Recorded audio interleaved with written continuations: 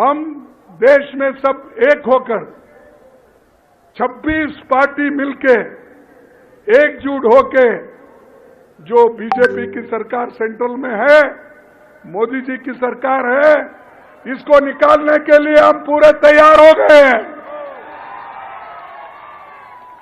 लेकिन ये तुम्हारे तेलंगाना वाले लोग,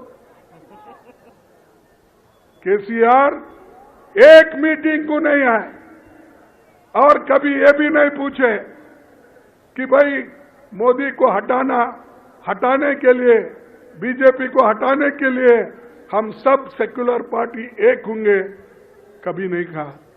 यहां तो सेक्युलर पार्टी बोलते हो, लेकिन वहां बीजेपी के साथ अंदर अंदर से साठगांठ करते हो। ये जरा सोचने की बात है, क्योंकि उनके अकेले तो हरा नहीं सकते मोदी को, उसीलिए उनके साथ वो आज अंदर अंदर से सब बात कर ले रहे हैं। लेकिन हम लोग पूरा कोशिश कर रहे हैं। पूरे लोगों को हमने पटना में मिलाया, मेरे घर पे सब लीडरों को दिल्ली में बुलाया, उसके बाद में रेगुलर मीटिंग्स पटना में हुआ, बेंगलोर में हुआ, अब महाराष्ट्र में कर रहे हैं, इसके बाद फिर और जगह कर रहे हैं। ये करने का मकसद क्या है? बीजेपी के सरकार को हटाना और बीजेपी के सरकार के सपोर्टर जो है केसीआर, उनको भी हटाना।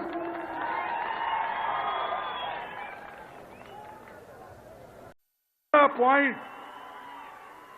वो 12 पॉइंट, 12 डिमांड आप लोगों के लिए पड़ा और हमारी सरकार आते ही वो पूरे 12 पॉइंट हम उसको इम्प्लीमेंट करेंगे। और हमारी सरकार आते ही पहले कैबिनेट में ये 12 पॉइंट उन्होंने जो कहा उसको इम्प्लीमेंट करेंगे। वो 12 पॉइंट के लिए आप लोग तैयार है ना? अरे इतना बड़ा कंसेशन कांग्रेस पार्टी आपको दे रही है। आने वाले चुनाव में अगर हमारी सत्ता आएगी ही, अगर नहीं मगर नहीं, जरूर आएगी।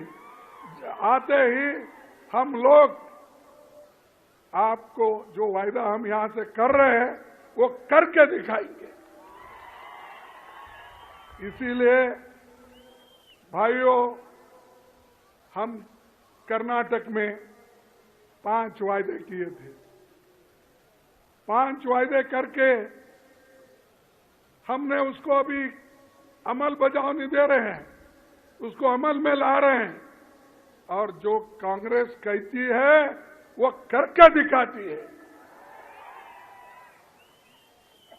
अब हमारे 5 वहां पर जो प्रॉमिसेस थे वो एक एक करके हम उसको निभा रहे हैं। 30 तारीख को मैसूर में राहुल गांधी जी, मैं जाके वहां पर जो तीसरा हमारे जो गृह लक्ष्मी का है वो हम वहां पर जाकर वो वायदा निभाने के लिए हम वहां जा रहे हैं। तो ये सोनिया गांधी जी और राहुल गांधी जी जो कुछ कहते हैं वो करके दिखाते हैं। और राहुल गांधी जी जो कन्याकुमारी से लेकर कश्मीर तक 4000 किलोमीटर उन्होंने चला। ये कांग्रेस की मजबूती है। आज फिर वो लद्दाख में